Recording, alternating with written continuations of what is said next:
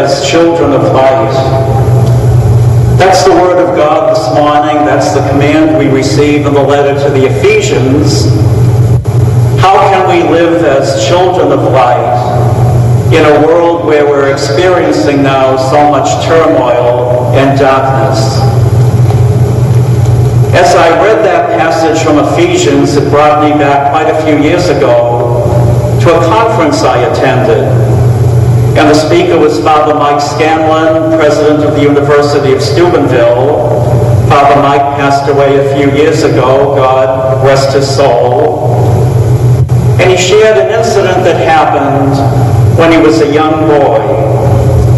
He and his friends after school would go out riding their bicycles. And his mother also said, "Mike, be home before dark." And he and his friends would go out on the bicycles, and the sun would be beginning to set, and somebody would say, "Well, we should go home now." "Oh no, there's still some sun there." They'd ride a little bit more. "We really better get home." By that time, the sun had gone down. It was dusk. And finally, Mike arrived at home. And his mother said, "Mike, I told you, be home before dark." And he said, "Well, it wasn't dark yet." And she'd take him to the door and open the door, pitch blackness. And Father Mike thought about that. And he said, "I wanted to be a child of the light. I didn't want to be a child of the darkness. And actually, I was neither. I call myself a child of the twilight." We want to be children of light. We don't want to be children of darkness. We don't even want to be children of the twilight. How can we be children of light in this day and age? A few suggestions. First of all, if I want to be a child of the light, I need to nourish my relationship with Jesus, who is the light of the world.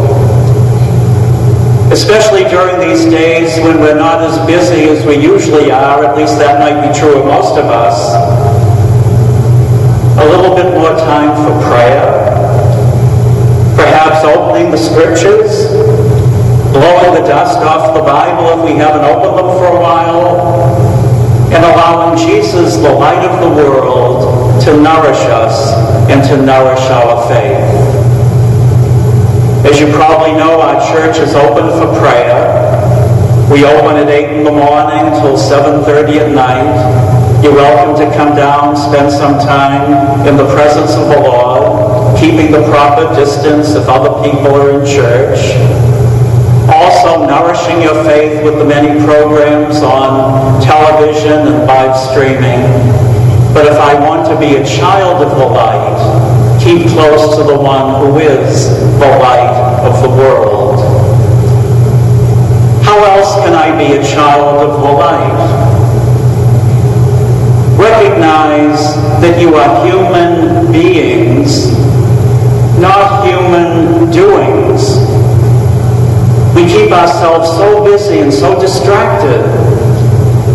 And yet in the midst of our turmoil and worries and anxieties, maybe a little bit less doing, we're forced into that, and recognizing that we are beings. To recognize our dignity, our worth. Spending more time with family members. How often does your family sit down for a meal? That used to be an everyday occurrence in ancient times when I was growing up. But that's very rare today. Sitting down for a meal, sitting down to watch a TV program, sitting down to catch up with one another, and by the way, putting all the devices away for a few minutes so we can concentrate on one another. How else can I be a child of light?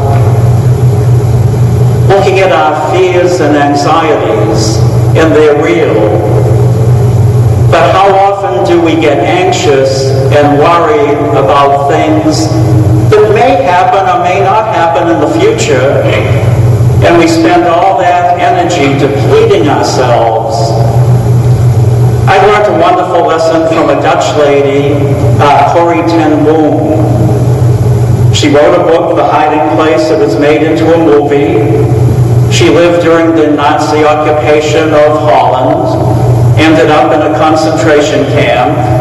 And while all this was happening in Germany and in Holland, she was very worried about the future, and rightly so. And here's what her father told her. He said, "Corrie, very often you go on a train ride to visit the relatives. Do I give you the ticket a week before you board the train? No. Do I give you the ticket the day before you board the train? No. Do I give you the ticket an hour before you board the train? No, Father. You give me the ticket when I'm getting on the train." And he said, that's the way God's grace works. God doesn't give us the grace for what I might face tomorrow, next week, next month, or in the months to come. God gives me and you the grace for what we need to face today.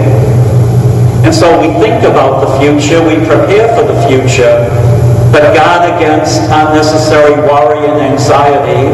I'm sure if we look back on our lives, 90% of the things we worried about probably never happened, 10% did, and we got through them with God's grace and God's help. How do I live as a child of the light? Many of you have probably read the book of Charles Dickens, A Tale of Two Cities. In the opening sentences, it was the best of times and the worst of times.